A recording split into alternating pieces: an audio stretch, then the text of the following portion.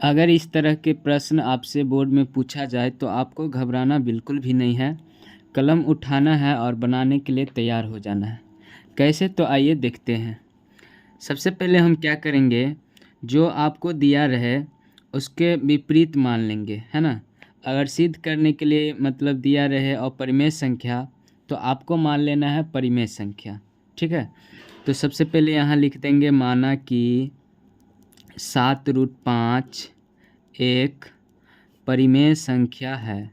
सबसे पहले इस तरह से आपको क्या करना है, मान लेना है ना।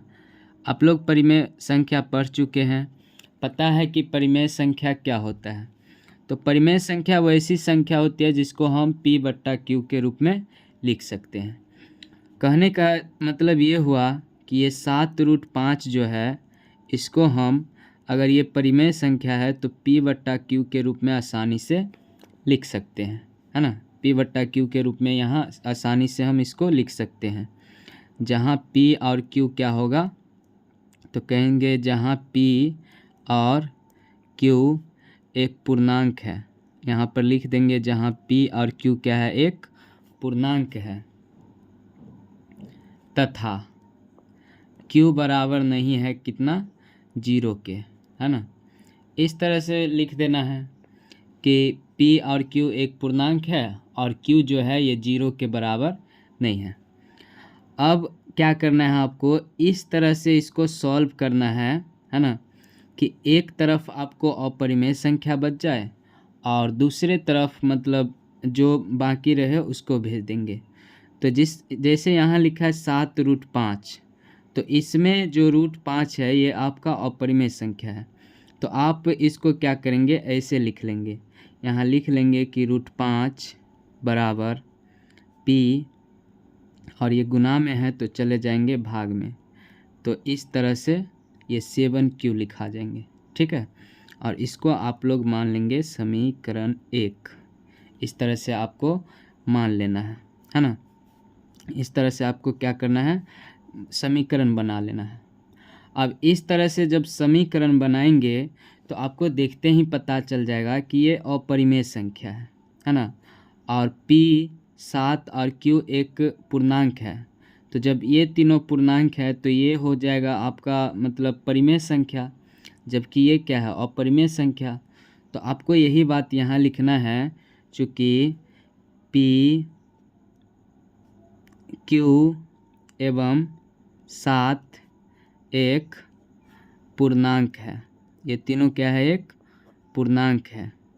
और जब पूर्णांक होगा तो ये जो होगा 7P/7Q, ये आपका क्या हो जाएंगे, जब पूर्णांक है तो परिमेय संख्या होगा, परिमेय संख्या होगा, है ना।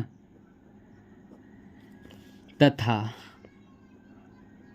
समीकरण 1 से देखा जाए तो समीकरण 1 से देखने पर पता चलता है कि इसके बराबर ये है। तो अगर ये परिमेय संख्या है तो ये भी तो परिमेय संख्या होगा। तो समीकरण 1 से √5 भी क्या होना चाहिए, परिमेय संख्या होगा। तो यहाँ पर लिख देंगे समीकरण 1 से √5 भी परिमेय संख्या होगा, है ना। लेकिन आप लोग समझदार है, समझदार क्यों है, क्योंकि आप लोगों को पता है कि √5 एक परिमेय संख्या नहीं है। लेकिन समीकरण 1 के अकॉर्डिंग जब ये परिमेय संख्या होगा तो ये भी परिमेय संख्या होना चाहिए। लेकिन यहाँ पे लिख देंगे, लेकिन हम जानते हैं कि √5 जो है, √5 एक परिमेय संख्या नहीं है। √5 एक परिमेय संख्या नहीं है ना। सबको पता है √5 एक परिमेय संख्या नहीं है ना। तो ऐसा क्यों आया कि मतलब ये दोनों बराबर है लेकिन फिर भी ये परिमेय है लेकिन ये परिमेय नहीं है, ये आपका परिमेय है लेकिन ये परिमेय नहीं है, ऐसा क्यों हुआ। तो ऐसा इसलिए हुआ क्योंकि हम 7√5 को गलत मान लिए परिमेय संख्या। ये परिमेय है ही नहीं लेकिन मैंने इसको परिमेय मान लिया, है ना। तो यही बात आपको क्या करना है, यहाँ पे लिख देना है कि अतः हमारी सोच गलत है। लिख देंगे अतः हमारी सोच गलत है कि 7√5 एक परिमेय संख्या है, एक परिमेय संख्या है। इस तरह से आपको क्या करना है, लिख देना है। ये हमारी सोच गलत है कि 7√5 एक परिमेय संख्या है, इसलिए 7√5 जो है एक क्या होगा, अपरिमेय संख्या होगा, अपरिमेय संख्या होगा। तो इस तरह से आप इस क्वेश्चन को सॉल्व कर सकते हैं बहुत आसानी से, है ना। पहले आपको मान लेना है, फिर समीकरण बनाना है। इस तरह से समीकरण बनाएंगे कि एक अपरिमेय संख्या रहे और दूसरे तरफ पूर्णांक रहे, है ना। और फिर इसी बात को आपको लिखना है कि पूर्णांक है तो पूर्णांक बट्टा पूर्णांक भिन्न अर्थात परिमेय संख्या, है ना। लेकिन समीकरण 1 से √5 भी होना चाहिए परिमेय संख्या, है ना। जब ये परिमेय संख्या है तो ये भी होना चाहिए, लेकिन हम लोग जानते हैं कि √5 एक परिमेय संख्या नहीं है।